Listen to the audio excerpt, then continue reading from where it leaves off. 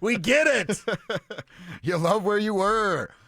Sean's talking to some media down there at owners' meetings and had a few different things to say. I want to go into just some of the stuff that he kind of mentioned with Courtland Sutton. And he was asked about Sutton's new contract. Now, we learned last week from Chris Tomlinson of the Gazette that the Broncos aren't going to give out any contracts until after the draft is over.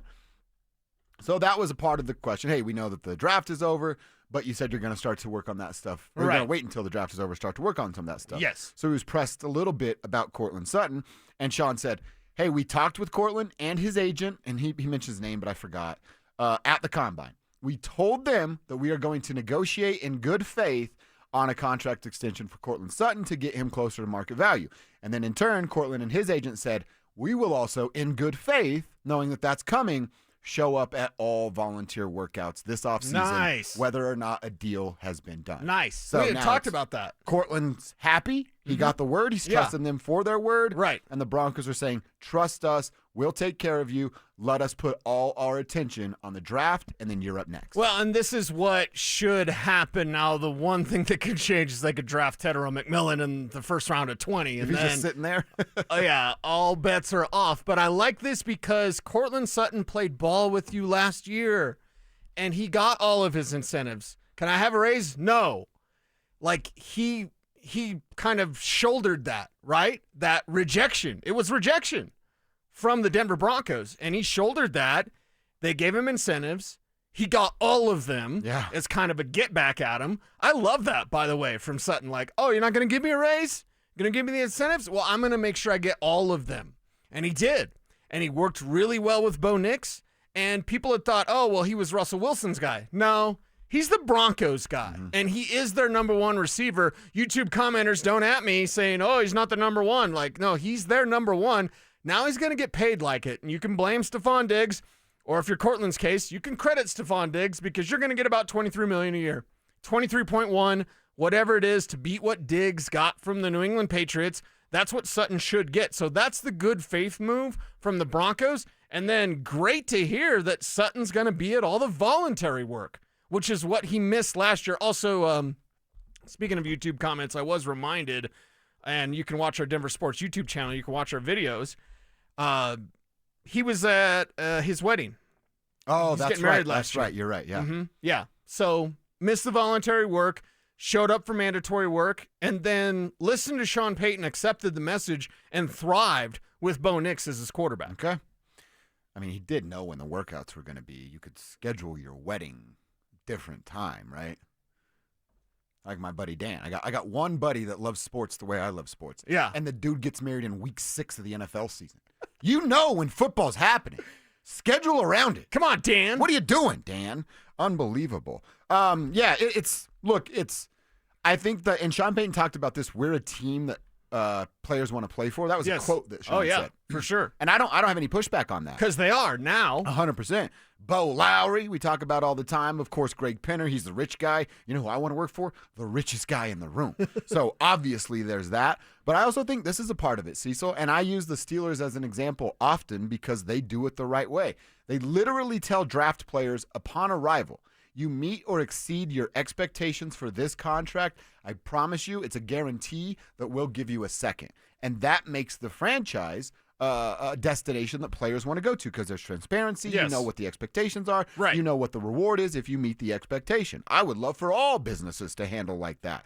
But that's what the Broncos are starting to do too. That's Sean Payton telling us, we told Courtland Sutton a year ago, meet this, become this guy, and don't worry, you'll be taken care of. Now here we are a year later when it's literally time to pay the piper, and Sean Payton is saying, hang tight, draft is coming, we'll do that, and then you're on deck. That's a huge move for the Broncos and their perception as how they're viewed from players. Well, and the way that they do business, and I'll bring up Greg specifically, it's the way that Greg Penner wants business to be done. There's no sort of like, yeah, whatever. And Elway always almost refused to pay guys. Or he would ask Phil, just straight up lie to him, we're going to take care of you. And then, Morgan Freeman voice, they did not take care of Philip Lindsay. And then Phil tells his buddy, and his buddy tells 2 buddies, and those 2 buddies tell 4 buddies. Yep. And then when you have a bad quarterback situation, guys are like, I don't want to go there.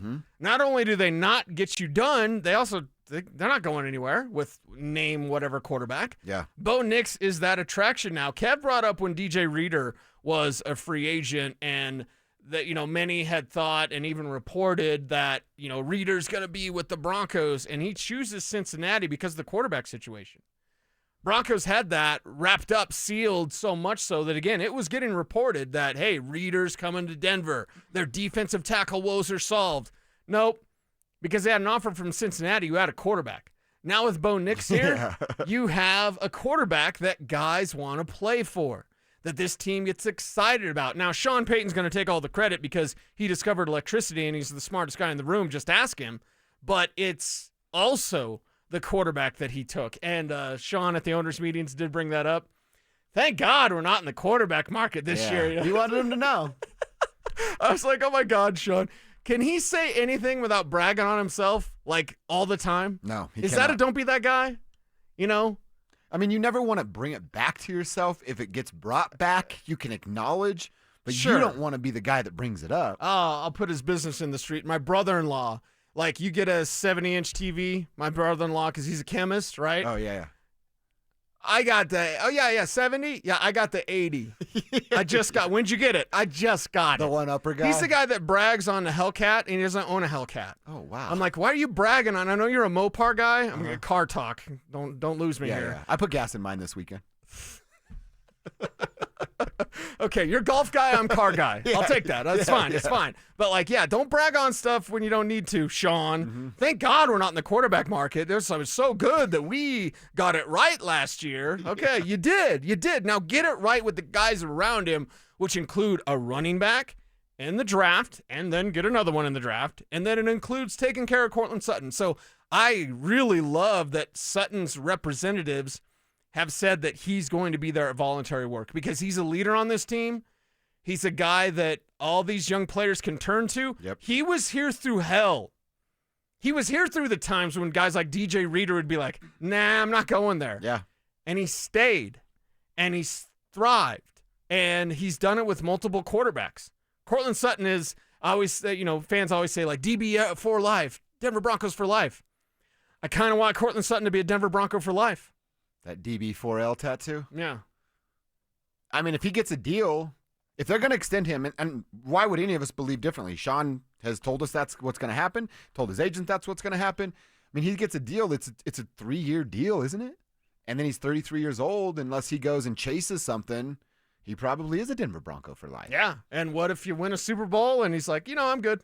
Well, even if you win a Super Bowl, maybe you reward him again with another year or two, and he hangs around until he's 35, and it's very, very low money on the back end. Comes back and wins another one. Oh, you're talking about two of those That's things. what we're looking at. Double up, 2 pieces of cheese. Like, that's what you're looking at here. There is a Bo Nix window, and then there's a window when you got to pay him. The Bo Nix window right now is you have rookie contract Bo Nix. There will be a championship run in this window. Get ready. And then once you pay him, because you've made a championship run, now you got to pay him, and then you got to keep making those runs. That's right. So the one in the next 4 years, you got to get to a Super Bowl. The clock is ticking. Got to get to a Super Bowl in the next 4 years. I believe they can do it. All right, we are going out on the road on Friday for the Rockies